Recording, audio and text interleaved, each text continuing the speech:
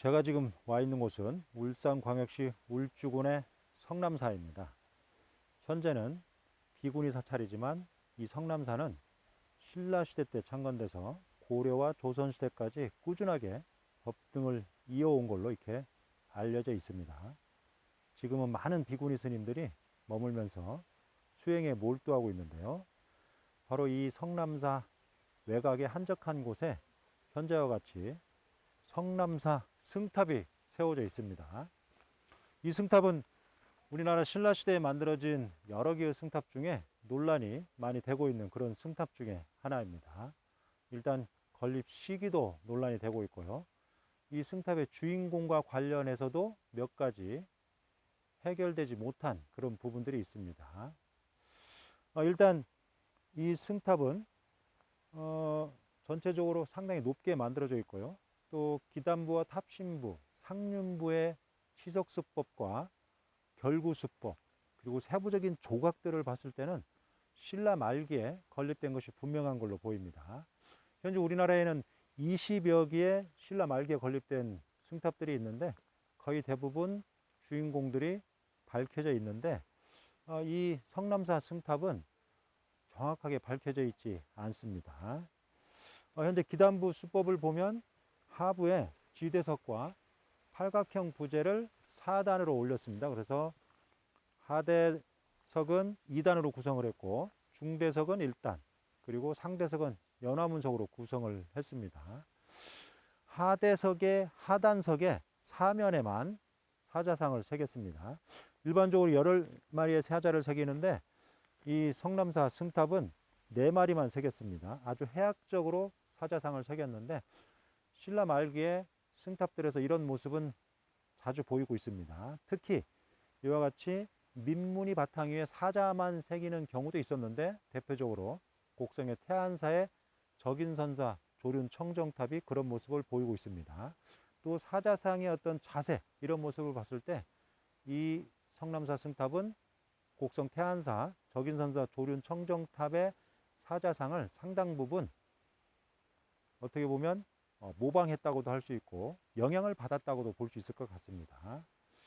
그리고 그 상부에 구름 문양이 새겨진 권운문 형태의 대석을 마련을 했습니다. 그리고 상하부에 받침부를 두었는데요. 그렇게 구름 문양을 새기는 것은 신라 말 고려 초기에 세워진 승탑에서 일반적으로 적용된 기법이라고 볼 수가 있습니다. 그리고 중대석에 안상을 새기고 독특하게 좌우로 띠를 둘러서 한가운데에 연화문, 그러니까 꽃 문양을 새겼죠. 독특한 문양입니다. 가운데가 약간 볼록하게 치석을 했죠. 그래서 북이랄지 아니면 장고 이런 형태를 띄었다고 볼 수가 있는데 이러한 문양과 치석수법도 신라말 고려 초기의 기법이라고 볼 수가 있습니다. 상대석엔 연화문을 새겼습니다. 연화문을 새기고 그 다음에 상면에다가 갑석형 받침과 1단에 궤임을 두었는데 전반적으로 치석수법이 아주 정연합니다. 그리고 연화문도 신라 말기의 조각 기법을 보이고 있다고 볼 수가 있습니다. 그리고 그 위에 아주 높다란 석주 형태의 탑신석을 올렸는데 이 탑신석의 정면과 후면에만 문비를 마련했고 문비 한가운데에 용두가 장식된 자물쇠를 마련했습니다. 용두가 장식된 자물쇠는 신라시대나 고려 초기에 많이 활용된 조각 기법이라고 볼 수가 있죠. 그리고 정면에 있는 문비 좌우에 사천왕상을 새겼습니다. 좌우에 조각상을 새겼는데 사천왕상이고 후면에는 새기지 않았습니다. 정면에 좌우에 이구만 새겼습니다. 그런데 이 사천왕상의 조각 기법이랄지 또는 세부 양식이 장흥 보림사에 있는 보조선사 창석탑과 아주 유사합니다. 그래서 이 사천왕상만을 놓고 보면 보림사 보조선사 창성탑을 설계하거나 시공한 사람이 직접 이곳에 와서 실공하지 않았을까, 설계하고 조각하지 않았을까, 이렇게 착각할 수 있을 만큼 유사한 조각 기법을 보이고 있습니다. 그리고 그 외에 하부에 석가래만 표현됐습니다. 그래서 단첨화라고 볼 수가 있죠. 단첨화가 표현된 첨화부와 그 다음에 약간 경사지게 치석한 그런 지붕부, 낙수면이 있습니다. 물론 기왓등과 기왓골이 표현되었고 합각구에는 마르고가 표현되었습니다. 그렇지만 아주 사실적인, 다시 말해서 목조건축의 지붕 부분을 충실하게 번안한 그런 모습은 아니지만 간략화시켜서 그래도 목조건축의 지붕부에 충실할 수 있도록 형식화시켰지만 가능한 범위 내에서는 최대한 모방을 잘했다고 볼 수가 있습니다. 그리고 그 외에 앙화석, 그 다음에 팔각 석주 형태의 보륜 받침대, 그리고 고개석, 그 다음에 화연문이 새겨진 보주, 이렇게 올라가 있습니다. 원래부터 저런 모양이었는지는 정확하게 알 수 없지만 여러 정황으로 봤을 때 상륜부도 원래부터 저런 모양이었던 걸로 보입니다.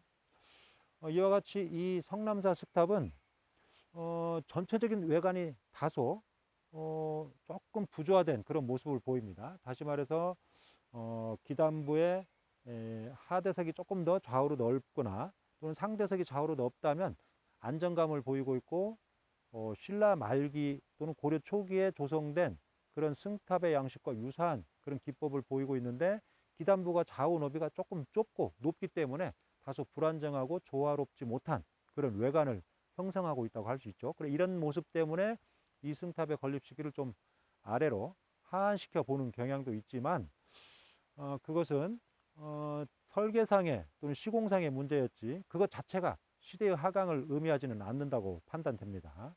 왜냐하면 세부적인 조각 기법이랄지 시석수법, 그리고 면을 다듬은 것들은 거의 신라시대 장인의 솜씨 아니고는 이렇게 나올 수가 없는 그런 아주 섬세하고 정연한 기법을 보이고 있습니다.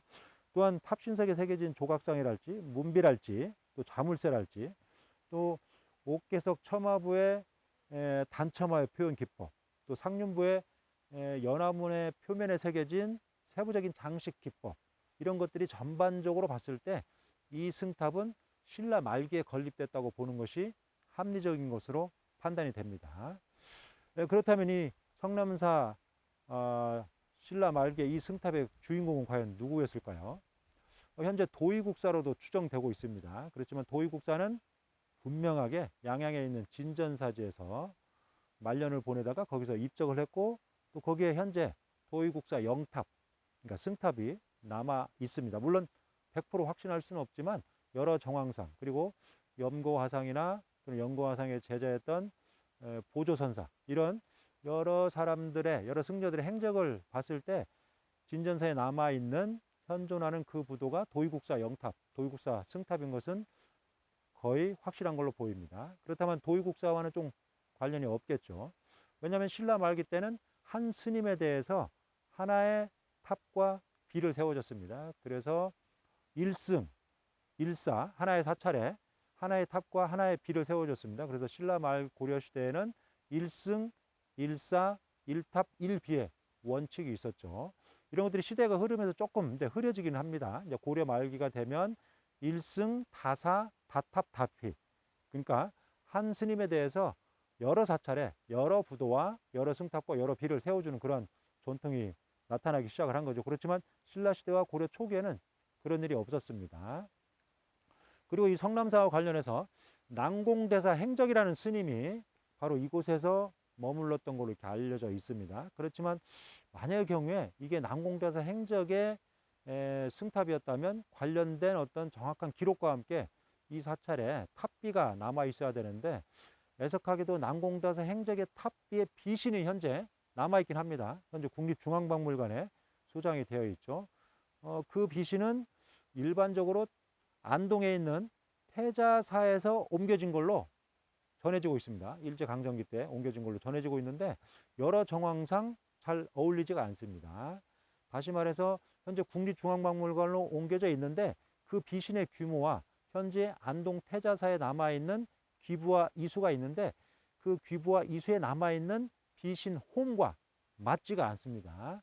그래서 아마 태자사에서 온 것이 아니라 후대에 와전된 게 아닐까 이렇게 추정이 되고 있습니다.